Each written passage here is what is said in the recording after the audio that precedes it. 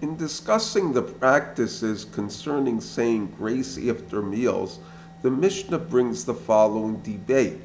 The school of Shammai says, sweep the room and afterward rinse the hands. The school of Hillel says, rinse the hands and afterward sweep the room. There is a halakha calling for a person to wash their hands before saying Birkas Hamazon. In a meal where a person has used Sodom salt, it would be required.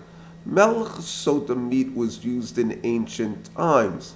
Also, the custom was to take a pinch of salt rather than use a salt shaker. Consequently, it would get on a person's fingers and in the eyes if they touched them. The salt would damage the person's eyes, therefore it was an obligation to wash the hands after eating. However, it was also considered a mitzvah to wash the hands before saying grace in order to sanctify yourself before a blessing.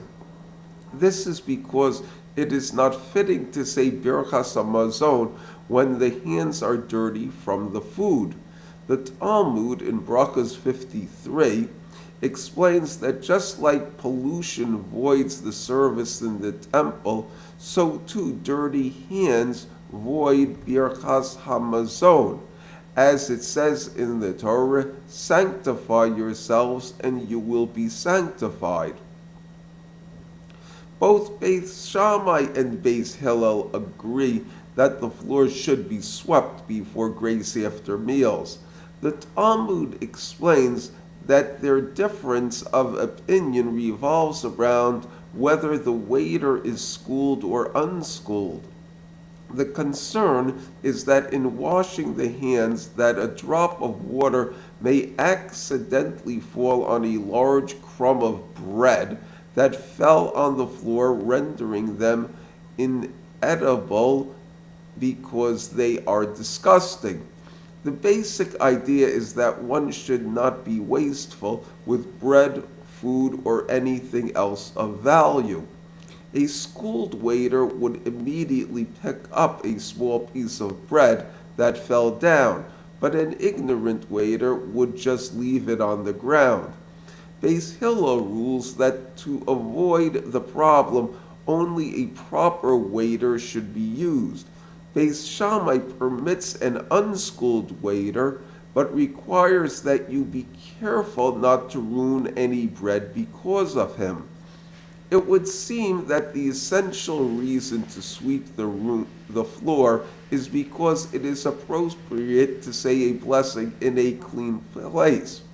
Rashi, in explaining the Mishnah, rules if one had a luxurious meal where they were lying on a divan with a little table next to it, then the floor should be swept of any crumbs. When dining at a table, the table should be swept of any remains of the food. The Mishnah Brura paskins like Rashi, but adds that when dining at a regular table like we do, if one follows the custom of washing their hands at the table, as is commonly done, then the surrounding area should be swept of crumbs.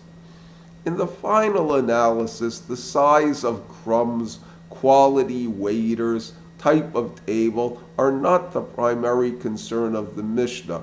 Rather, it is that the place should be clean and orderly when saying Birchas Hamazon, any bracha, or doing any mitzvah.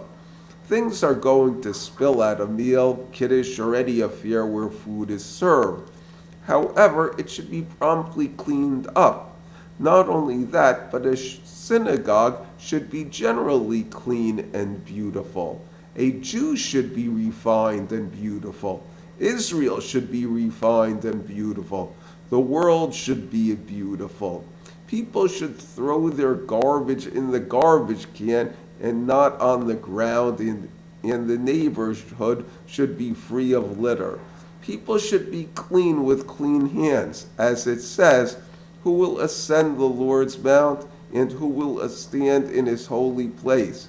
He who has clean hands and a pure heart, who has not taken my name in vain and has not sworn deceitfully.